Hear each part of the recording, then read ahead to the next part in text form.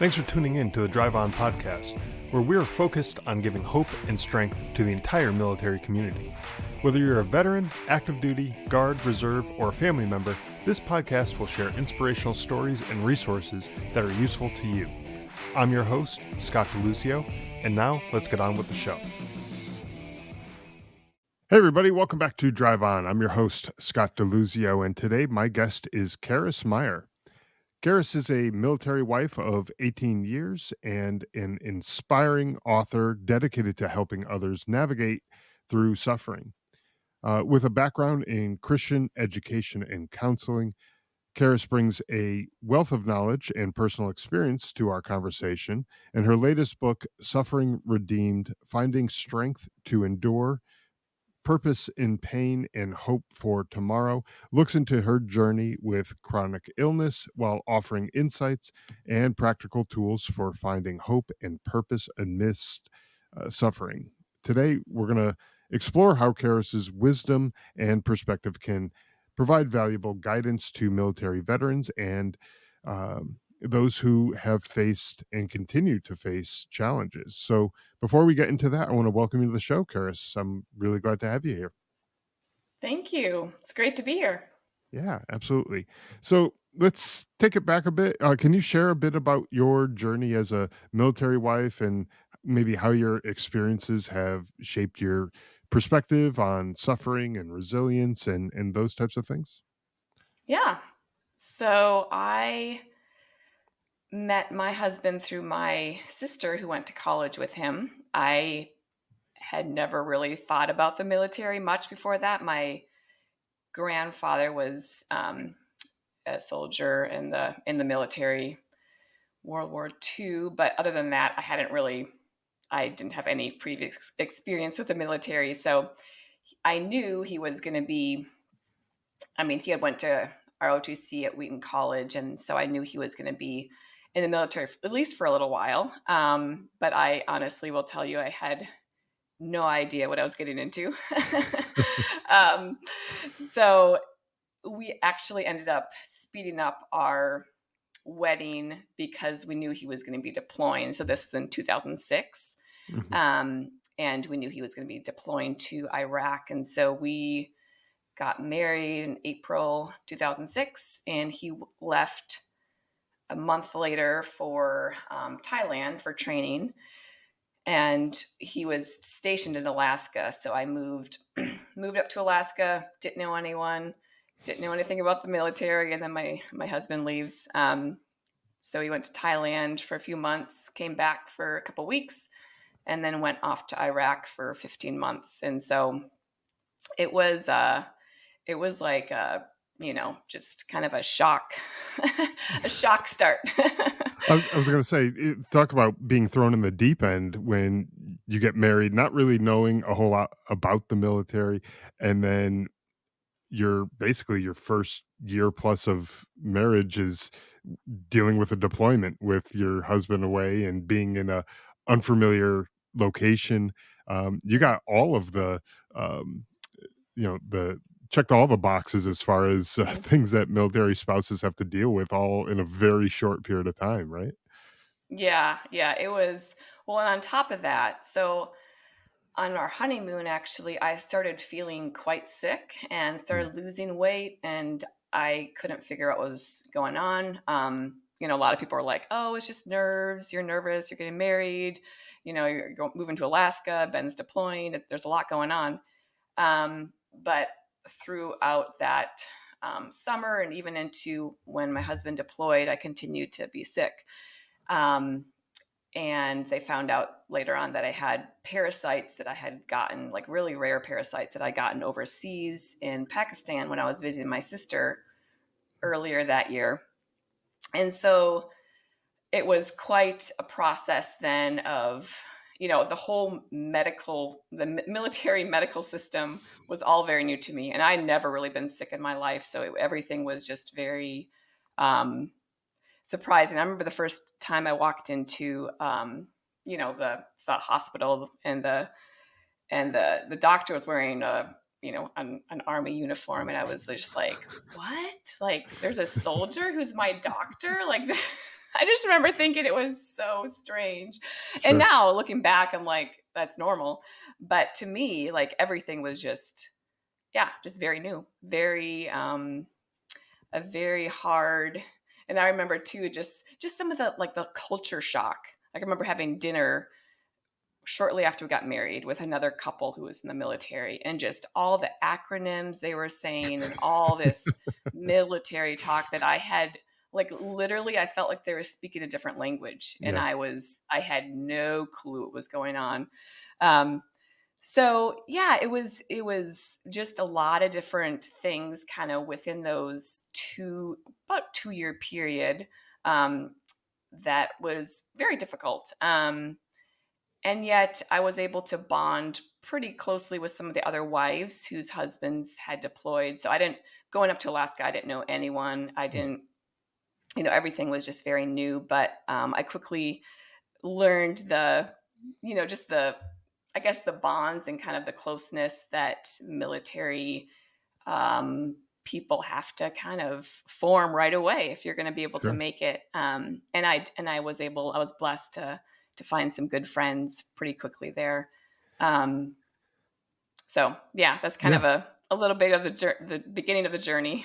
Sure, sure, and it's good that you found that, especially, um, being so new to the military environment and culture, um, because, I could see a lot of times someone who isn't familiar with that, who's just like you were, being kind of thrown in the deep end, with that, might kinda have the attitude of, "Oh, I'll figure this out on my own, and I don't need this community or this support network or any of this kinda stuff," but it was good that you did have that group of people who Mhm. was around because, you're especially in Alaska where it's cold and probably a lot darker than probably Yep. where you're used to. Where are you originally from? Well, it's kind of my parents are missionaries, so we grew up Okay, kind of all over the place. sure. I did go to college in Minnesota, so I was used to the cold. Oh, you're used to the cold, Um, okay.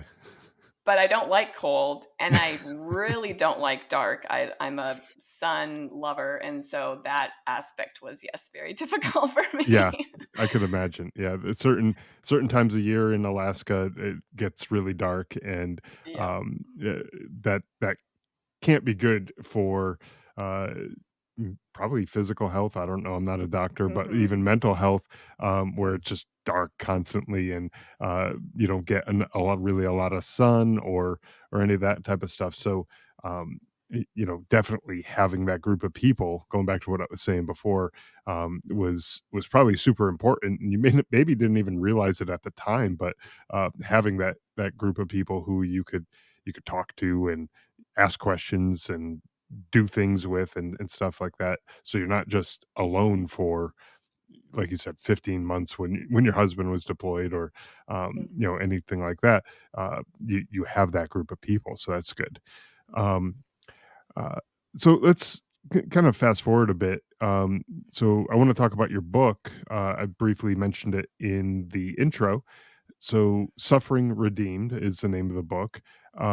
And it talks about some of the lessons that you've learned along the way, um, through your own personal journey. Um, Tell us about the book and tell us about some of the stuff that you share in there, some of the stories maybe, and Mhm. how that might resonate with some of the military veterans who maybe are facing their own unique challenges and hardships.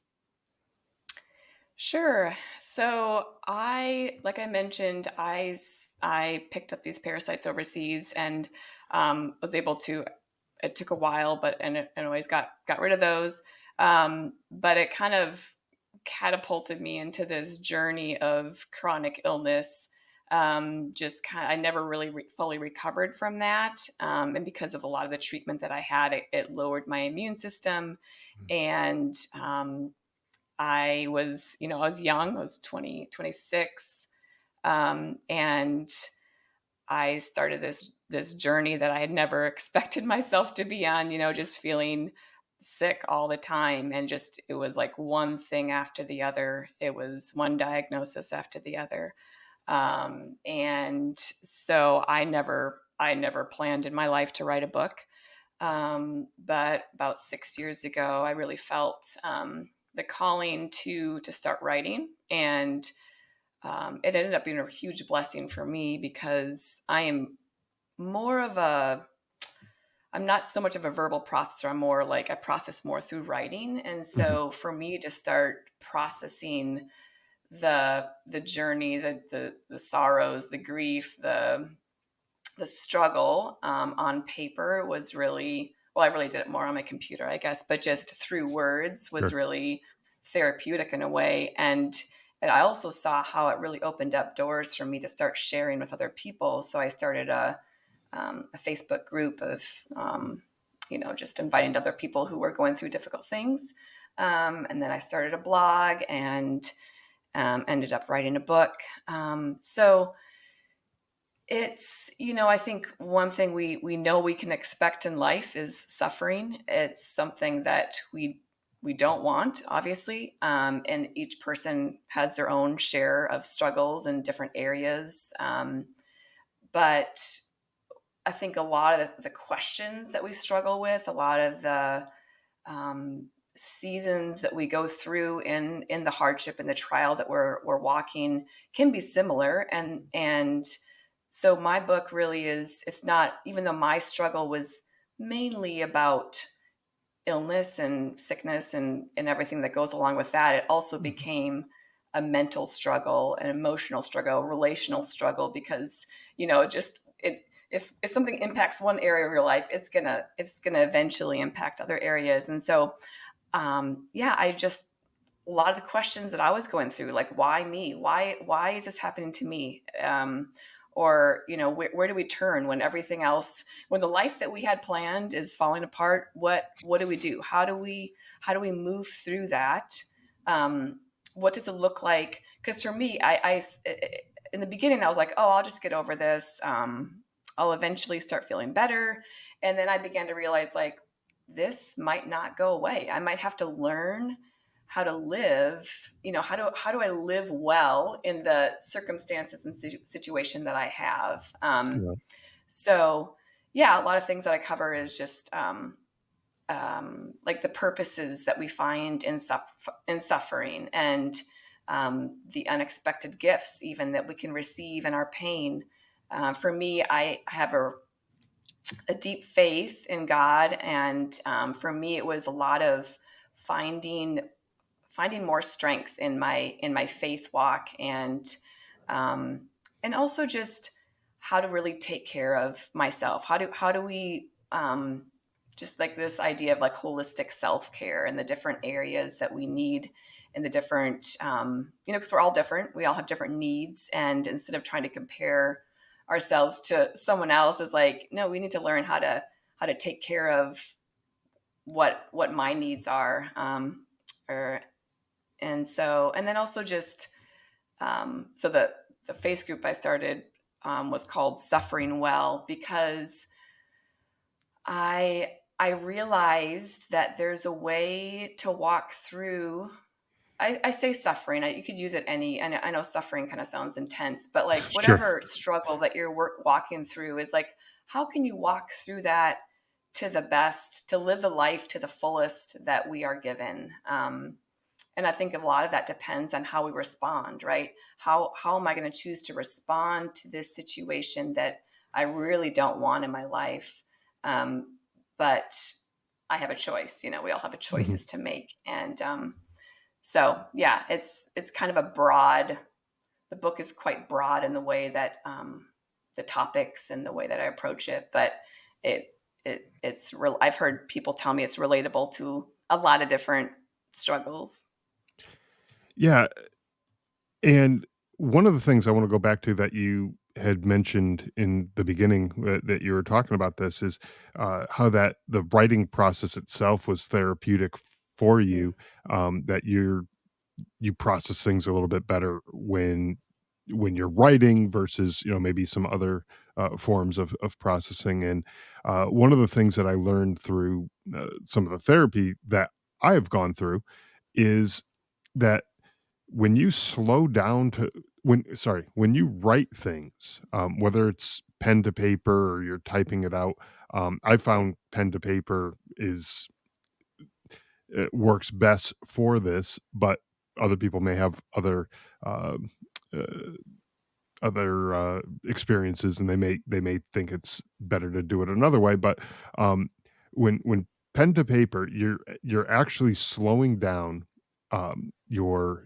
processing because you can't write as fast as you think. So Mhm. when you're slowing down and you're writing whatever the experiences that you're writing about. So in your case, maybe the illness that you came down with, and the experience that you might be writing about with that. Um, as you're writing, you're slowing down. You're not thinking uh, as quickly as you would if you were just telling the story like you just did to me. Um, Mm, and you're slowing down, so then your brain kind of wanders off and starts thinking about these other little things that might have occurred that maybe you've forgotten about, and other things start to crop up, and you're like, "Oh my god, I haven't thought about that in years," and it just starts to come back up. So you're absolutely right, that writing process itself, whether you're intending to write a book or not, or a blog, or you know not ever intending for the world to see it. Even if you're just writing it and you're gonna go put it in the shredder and nobody ever sees it again, it still has a purpose, to mhm, from that therapeutic standpoint. And I know that's not necessarily the purpose of your book, but when you mentioned that, it kinda just triggered something that I wanted to make sure I made that point, so anyone who's out there who's listening, who's dealing with something they're trying to go through, sometimes just writing it down might help you process through it.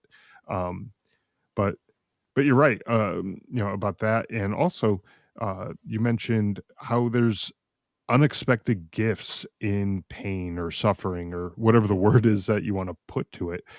Those unexpected gifts, and that might sound strange to some people who maybe have never had a significant, uh, either loss or grief or suffering of some sort, some illness or whatever in their own personal lives.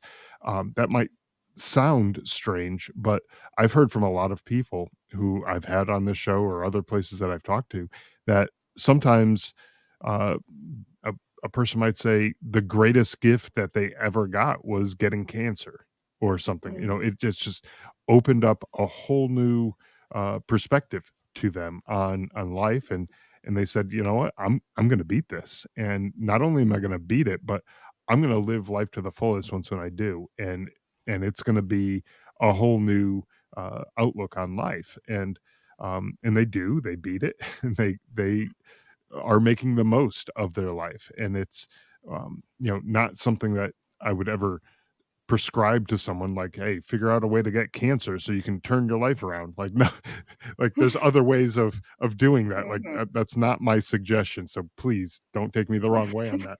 But um but there's these unexpected gifts, and we need to accept those, because you were talking a little bit about your faith, and I believe that God will put us in the right place at the right time, and he'll give us these gifts or tools or whatever you want to call them to help make the most of the hand that we've been dealt, right?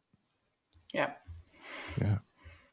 So one of the themes in your book is finding strength and purpose amongst this suffering. Um, a a lot of times people are dealing with various traumas or adversities, um, and uh, how can they use kind of what you've talked about in the book to navigate their own journeys of healing or bouncing back from whatever it is that they're dealing with? Yeah, it's so I think just what you were talking about the opportunity that we have in these difficult situations we find ourselves in. Um, I recently was reading Viktor Frankl's Man's Search for Meaning, and just was really struck by how two people, he wrote about the concentration camps and how some people were able to really find purpose and able to get through those horrendous situations because of their mindset, because Mhm. of their attitude in the adversity, versus like the people who would just crumble in defeat and say, I'm just going to give up and die. Like they would just literally die because they wouldn't have the hope or see purpose in what they were going through. And so I think that's a huge thing, especially when we're in a situation that we have no control over, or something's happened to us that we have no control over. Um, and then it's, we always have that opportunity to either be completely like just we're at the end of ourselves, or we can be challenged to change and to rise up to that situations. And so something I talk about a lot is just the purpose that we have. And as you mentioned, whether you call that like, seeing the bright side or seeing the positive. And I'm not a big proponent of like, oh, just pretend everything's good and it will be, because that's not how life is.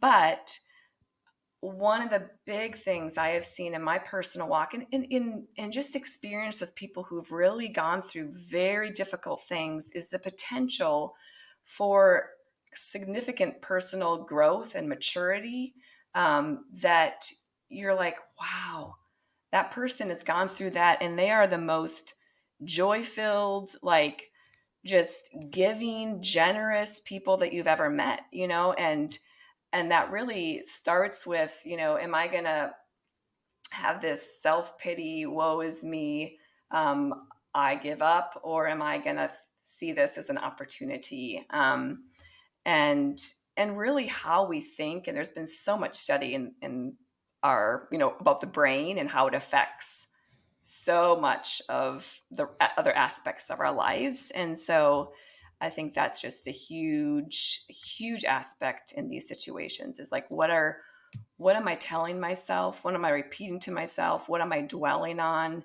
There's so many different aspects of life that we can really focus on. And Mhm. that's, again, that's a choice. And I think so there's the how it impacts ourselves. And I think the other part of this is how it really shapes us and enables us to be compassionate people who see an opportunity to help others who maybe are in a similar situation. Mhm. um, when we've gone through something, it just provides that empathy. When you're going through a specific struggle, um, like let's say you lost a baby or had a miscarriage, you really want to talk to someone who's gone through that, right? Because it's like, yeah, that person might kind of understand, but when you've gone through something and you're able to encourage and be vulnerable and relate and to give, and just there's just such a gift. It's such a gift. And I've had people in my life who have done that for me. And so that's really like this mind shift really happened in me about 6 years ago, when I was like, oh my gosh, I have all of this life experience now that I can share with others. I can Mhm. walk with others in their hopelessness because I've been there. I've been to the lowest points, very low points in my life. um, and I've been able to get through it. And a lot of that is by the help of others and through the help of my relationship with God. But it's a very unique opportunity then to pass that on. Sure, sure. Um, one of the things that you mentioned is that you see these people who have suffered in one way or another. They've gone through some adversity, and you look at them and you're like, "Oh my gosh, this is like the most joyful person I've ever met." Like they're just so happy and they're energetic, they're full of life. And I think you can go one of two ways with this, and there may be others, but there may be this may be on a scale, so it's not, Mhm. but maybe the far extremes is where you can be that joyful person, and you can try to make the most of life and things like that, and you can go in that direction, but you can also go in the other direction where you're dwelling on this, it defines you, it is just dragging you down, and it there you see no hope for the Mhm. future. But I think the people who are on that joyful side of the spectrum, um, they've seen how bad things can be, and Mhm. they're able to appreciate the good things in life because they've seen how bad things can be. So they have a greater appreciation for when things do go good and they are, in a good situation. They're able to appreciate that much more because they've seen just how bad things can be. Now Yeah. that's just my opinion on that. I mean, I'm sure there's some scientific research or something that tells us, why is it that people can be that way. But in my opinion, I feel like it's because they've seen how bad things can get. They've gone through some suffering and pain and everything, and so when there is something good, they grab onto that and they're like, "Yeah, I want this. This is what I want in my life," and they grab onto that, and then they seek it out. They find those good things, and yeah, they're going to be positive when you're looking for that. Versus the person who is latched on to the negative and all they see in life is the negative, and they're just searching through life and they're looking for stuff, but all they find is the negative because that's what's on their mind. Mhm. And so you end up getting those two extremes. And yeah, so there's going to be people in the middle. I get that because it's kind of a spectrum, but like you kind of get those two extremes when people go through some sort of adversity at some point, right? Um, but you also talk about how you could relate to others who have gone through a similar situation, a miscarriage or loss of another loss of a child or a divorce or you name it. There's too much suffering to sit here and just list them all in the world, but, you tend to gravitate towards those people who have gone through a similar experience, and I've heard this time and time again from other veterans that when they go to the VA, they get frustrated when they are assigned a therapist who has never been in combat, Mhm. and they're like, "I will only talk to somebody who has been there, who knows what I've gone through." Um, and and then they write the VA off altogether because VA doesn't necessarily have that person in their area or whatever who has been in that similar situation. So they write off the VA altogether, and they go down and just don't end up finding the help. So there is that. I do say to those people, "Stick it out," because Mhm. the therapists that they have are better than nothing, but I do get it. I do get why someone would wanna talk to somebody who has been in those same situations because, especially the people who, have suffered, through, whatever the adversity that they've gone through, um, they wanna maybe know that they're not alone in whatever this is, Mhm. right? Yeah. Yeah. Um, Now you talked about a little bit earlier about kind of the importance of this holistic, I can't talk today for some reason, this holistic view of self-care that you talked Mhm. about in the book and that you kind of have utilized in your own life. Um, Tell talk to us about that as far as prioritizing the physical, the mental, emotional, well-being as well as the spiritual side of things, as well. Mhm. Yeah, I think, our bodies are so just connected in so many ways. Like I shared earlier, just like I didn't realize how much my physical um, weakness, illness, sicknesses, pain would impact over time, especially my relationships, my mental health, my Mhm. emotions, just I it took, I'm someone who, for the first several years of this, thought, oh, I'll just stick it out. I don't need to get help. I can be strong enough. I kind of felt like I would be a burden, or I don't know. I just have this mentality, I guess, of I don't want to be weak. I don't want to have to. And I think that some of that comes from, you compare yourself to other people and think, well, Mhm. they don't need to do this or that, or they don't need to get extra rest. And so I think part of it is just we all have our individual journeys and weaknesses and struggles that impact who we are, and how much we can handle. And you just have to get to know that and accept it, right? Accept that is part of who you are, and not see it as negative necessarily. Right. And so I think, like, it took me several years, and I think I'm still figuring it out.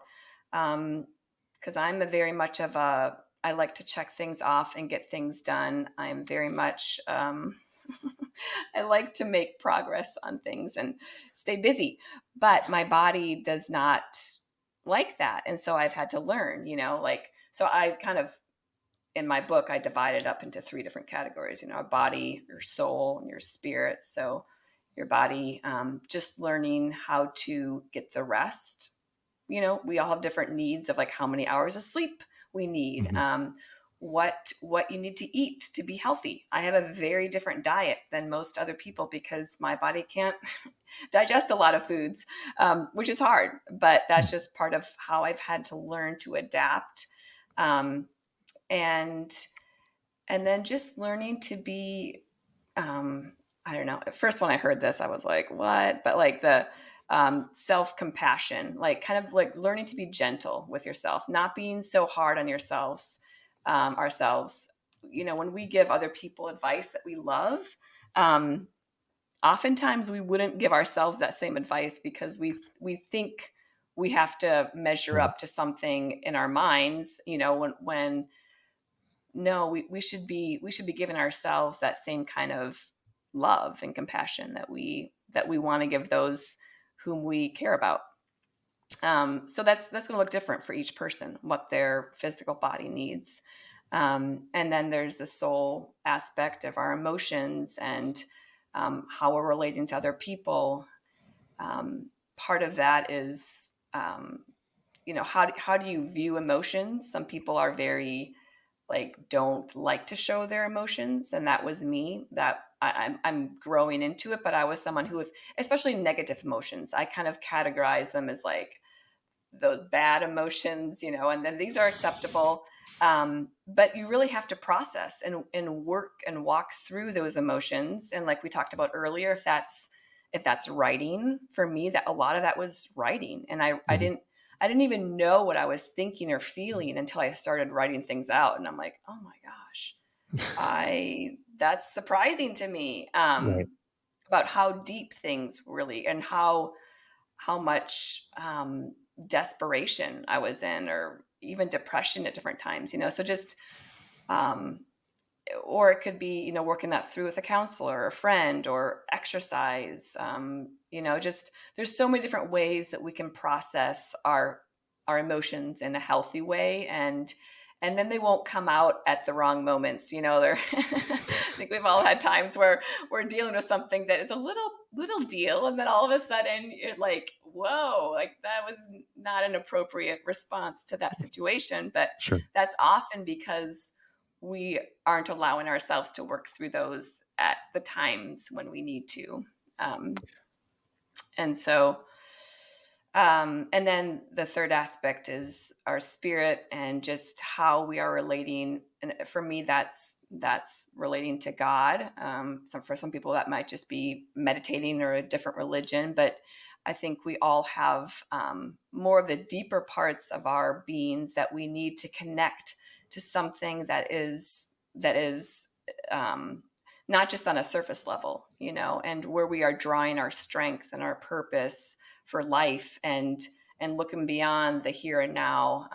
And so that, for me, I've really, grown a lot in the so there's a book in the Bible, the Psalms. There's a lot of prayers and laments and really processing of a lot of emotions. Which, Mhm, again, for me, for someone who did not process my emotions very well verbally and with other people, it was so helpful to kind of have a tool, to kind of have the words to put to some of the things I was feeling, and to kind of get that out.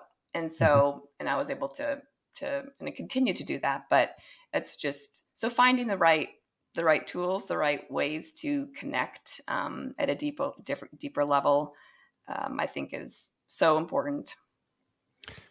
Yeah, and in your case, the Bible maybe was one of those Mm, tools, right? mhm, And your faith, and again, not everyone, like you said, has that same, uh, belief, but there's something that they believe in, and they can, maybe it's a different religion, or it's, like you said, meditation, or something else, but, you can turn to those things to help you, get through, uh, whatever it is that you're going through. And one other thing is that physical aspect. You mentioned, exercise, and exercise even is gonna be different. We're talking about, like, on a spiritual basis, it could be different for people based on, what their religion is or lack of religion. It could be different, but the exercise could be different too, and what that looks like. Some people like to go for a run, some people like to lift weights, some people like to do yard work, and get and do something productive. They feel like that's a better, use for their physical energy. But whatever that looks like for you, just go and do it. And mhm, so it's strange, but the days that I go and do some sort of exercise, I almost always have a better day. Doesn't mean that it's gonna be a mhm, great day 100% of the time, but it's usually better than the days that I don't do some sort of exercise. So, it's kinda like my reminder. It's like the end of the day, I'm like, "Man, today was kind of a crappy day." I kinda just felt down, and things just weren't feeling right, and it's like, "Oh, let's think back. Did I do any sort of exercise? No, I didn't. Okay, well, there it is. mhm. Go do something." It it it's just like, that's like your body's reminder to, like, get Yeah. off your butt and go do something. Yeah.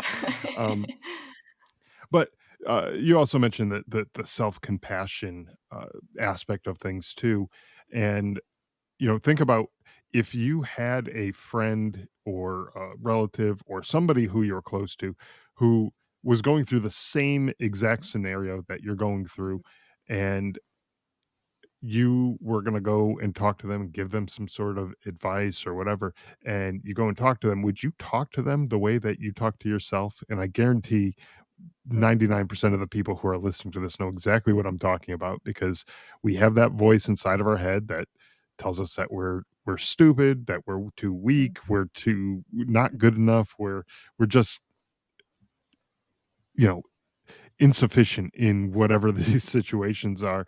And it's like, no, you wouldn't tell a friend that. You wouldn't go up to him and like, "Man, you're stupid. You're just not a good person. You're a terrible like, no, you wouldn't do that to mm, somebody. That so why do we do that to ourselves? Like, people do that uh all the time. And of course you're gonna feel down and depressed when you're talking to yourself that way. Um, you know, you gotta look at it from the angle of, like, what would you want that friend to be saying to you, and be that friend for yourself, and say it to yourself, and get through um, that negative thought that way, and try to help yourself instead of, dragging yourself back down, and talking to yourself in a negative way. Try to turn that around. I think that's probably a big driver towards, getting to that depressed state, or, just not making progress towards being more of that joyful type of person, right? mm, mhm. Yeah. Yeah. Um, so whenever we talk about any sort of adversity or loss or grief or uh, overcoming some medical issue, there is a transition or change that happens in our lives, uh, and it it's like you're grieving what once was, that Mm, I once was a healthy person, now I'm not. So there's that grief. I once had this person in my life, but now I don't.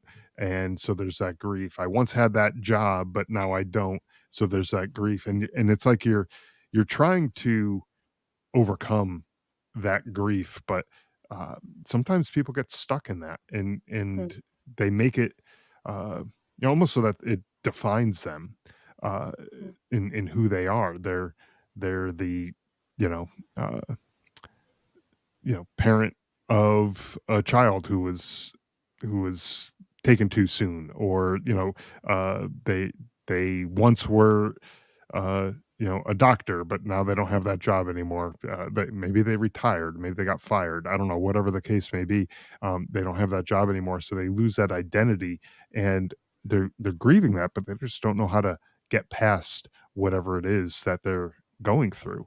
Um, and that transition and change is uh, it's common in the military. People, they may change their job, they may get out of the military, they may move from one place to another. Like in your situation, you moved up to Alaska, not really knowing what to expect. um, mhm. and so how do you how would you recommend folks dealing with transition or change, those periods in life that are maybe unsure to them? Like, what does this mean to now be a veteran versus a service member, or to now be Mhm. a military spouse versus just dating a guy who's in the military? These changes take place, but how do people get through those changes and kind of make the most of them? That is a great question, which I don't have I'm sure, the great perfect answer to, but I will tell you, I have been so it was just recently we were going through our children were asking us some about our lives, and I counted, I've moved 34 times. I'm 43 years old.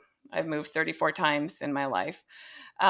So I've been through a lot of a lot of transitions. Sure. Um, So you and should be the expert on this. If I'm asking I anybody, it should should be be. you. I should be. And what's even more funny is my husband. So he's going to be 20 years in the military um, actually this month.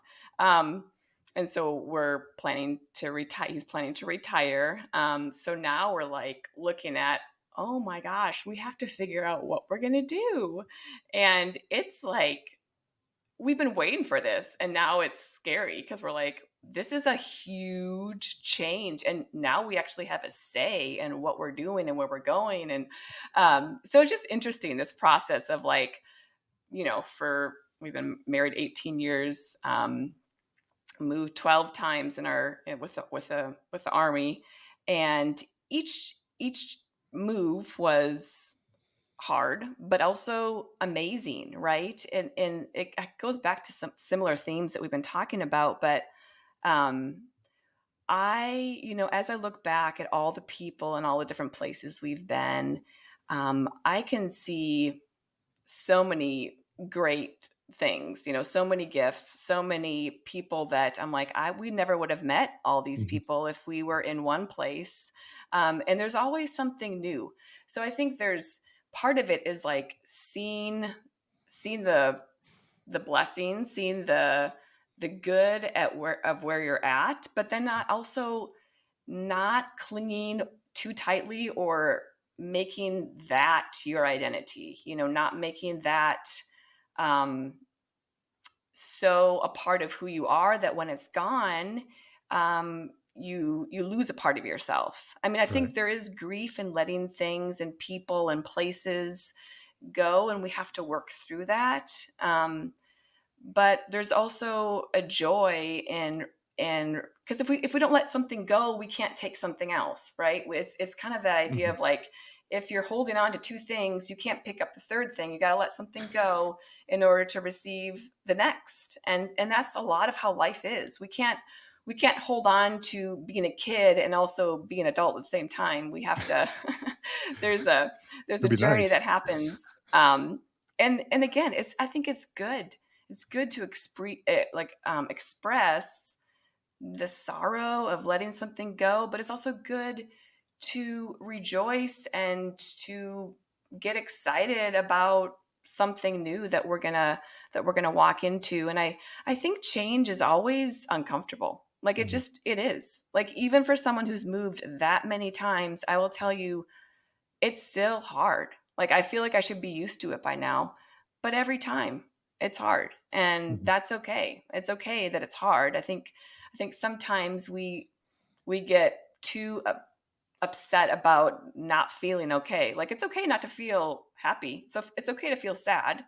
Um, that's just part of life. And then you'll something else will come in and it will not replace it, but it will become a different part of your life experience. So whether that be the location or your job or losing something, I with my health stuff, I've lost some of the things that I used to be able to do. I can't do anymore, Mhm. which is sad. It's hard.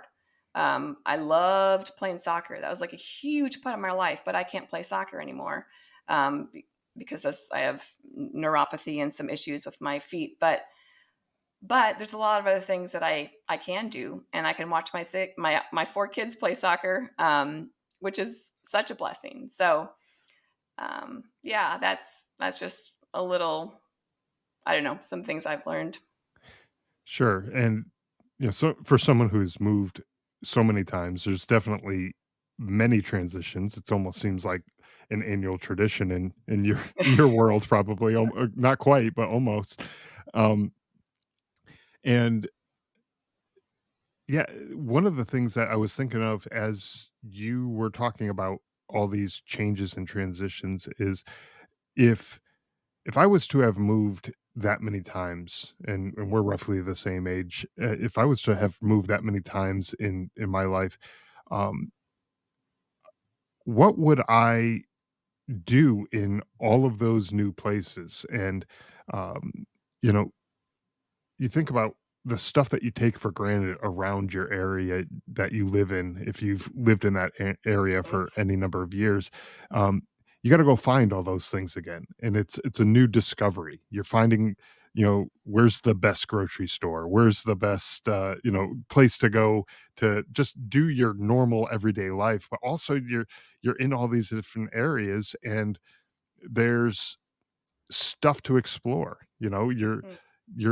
I'm in Arizona now. There's the Grand Canyon. You can go explore that. It's like one of the great places to go check out if you're in this area. If you're in another area, I'm sure there's other things like that you can go check out that you wouldn't experience if you weren't there. Just like you said earlier, you wouldn't have met some of the people that you met had you not been moving from place to place, through the military. And like, there's more than people too. That I mean, obviously, that's a big part of it, but, mhm, there's just things that you can explore and discover and check out that go beyond the day-to-day stuff. There's all these new things that you get to experience, and if you look at it that way as, "I get to experience these things," as opposed to, "Oh, no, I gotta move again," um, that's like a total set shift. um and so you're thinking about it in a different way, and I think that could help people kinda get through some of these things is, "I get to do this," versus, "I have to do this," right?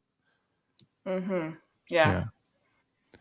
Um, so to kinda wrap up this episode a little bit, could you tell people, where to go to find out more about your book and, anything else that you have going on? I know you mentioned, a Facebook group and things like that, but just places that people can go to get in touch with you and find out more about, what it is that you have to offer.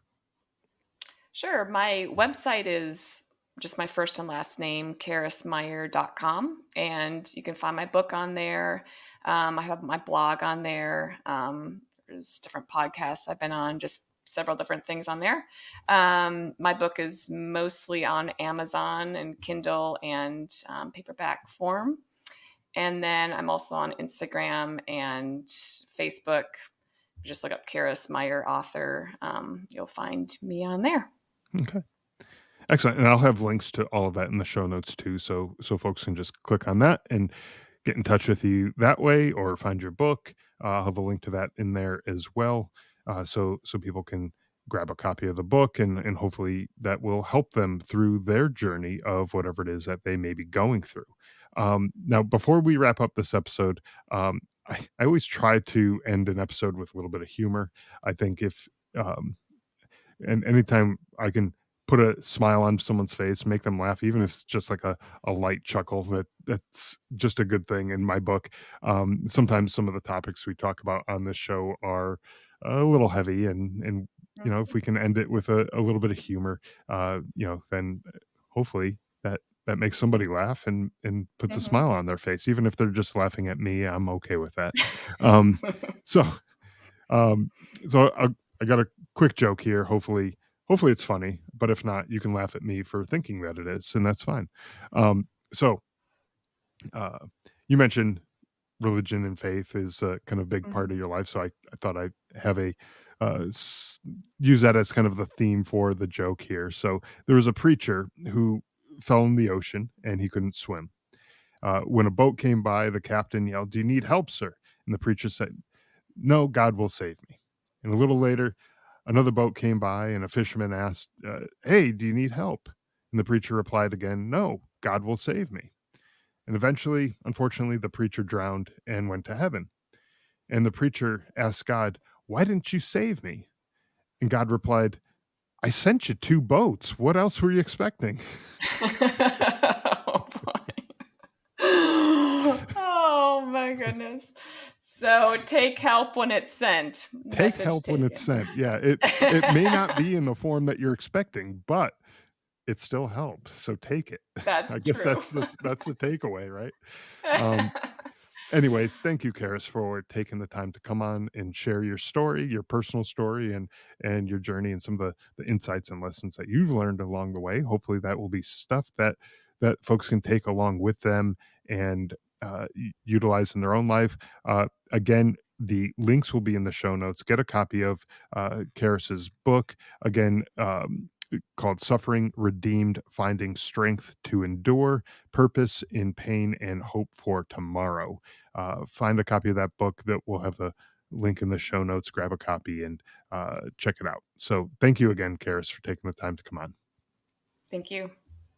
Thanks for listening to the Drive On podcast. If you want to support the show, please check out Scott's book, Surviving Son, on Amazon. All of the sales from that book go directly back into this podcast and work to help veterans in need. You can also follow the Drive On podcast on Instagram, Facebook, Twitter, LinkedIn, YouTube, and wherever you listen to podcasts.